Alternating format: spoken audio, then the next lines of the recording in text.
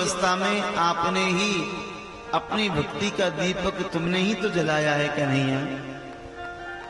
आप कृपा नहीं करते तो मैं यहाँ जंगल में क्यों आने बैठा था।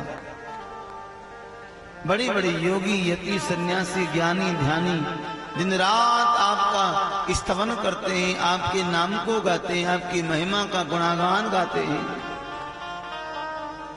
लेकिन आप उनके ध्यान में नहीं आते, उनके स्मरण में नहीं आते। त्वं नित्य मुक्त परशुद्ध विशुद्ध आत्मा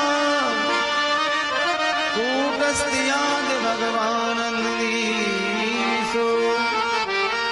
आप नित्य हैं, आप मुक्त हैं, विशुद्ध हैं, परशुद्ध हैं, चेतन हैं, ब्रह्म हैं, आप नारायण हैं, जगतपति हैं, जगत के माता पिता हैं।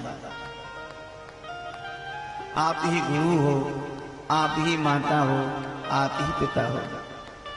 ऐसी सुंदर अद्भुत स्तुति की, यहां पर 16 मंत्रों से स्तुति की है।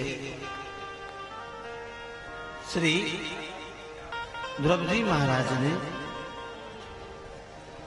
अंत में भगवान ने कहा कुछ मांग लो। ध्रुव ने कहा प्रभु क्या मांगूं आपसे। भगवान ने कहा कुछ मांगो। तो आज ध्रुव जी ने क्या मांगा ये ध्यान देने की बात है।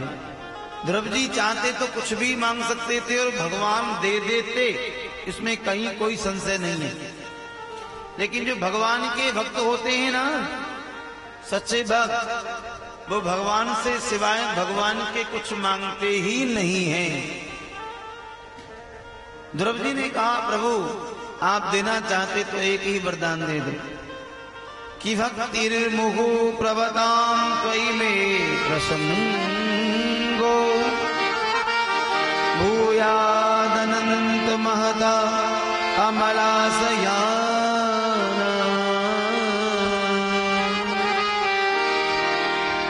प्रभु मुझे अपनी भक्ति में डुबा दो, आपके नाम में ऐसा खो जाऊं, ऐसा बह जाऊं कि फिर कभी लौट करके ना आऊं वहां। प्रभु अपने प्रेमियों का संग दे दो मुझे। ध्रुव जी ने ऐसा क्यों कहा? वो इसलिए ऐसा कहा, ध्यान देना, क्योंकि कभी कभी ऊंची पदवी पाकर के हमारे मन में अहंकार अभिमान आ जाता है। इसका भी प्रमाण है, ऐसो को जन्मों जगमाही प्रभुता पाए जाए मध।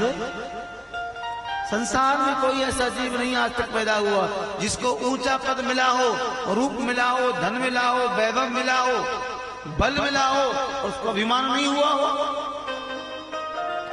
और आज तो प्रभु का साक्षात्कार हो गया मुझे, यदि मुझे अभिमान हो गया तो कहा प्रभु मुझे अपने दासों का दासों का दासों का दासों का दास बना दो।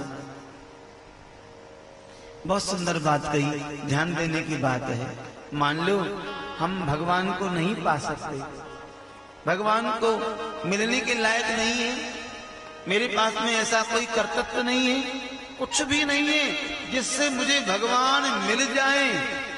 लेकिन सीधी सी बात है, जो भगवान से लगे हुए हैं, जो भगवान से चिपके हुए हैं, जो भगवान के मार्ग पर चल रहे हैं, अरे आप उनके साथ में चल पड़ो। जब उनको भगवान मिलेंगे तो